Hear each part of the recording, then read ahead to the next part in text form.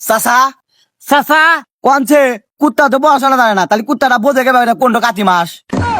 ওটা বাদ দেন চাচা, আমার ডোনেন দিনের বেলা যে সূর্য ওঠে, রাত হইলে সূর্য কোনে যায়।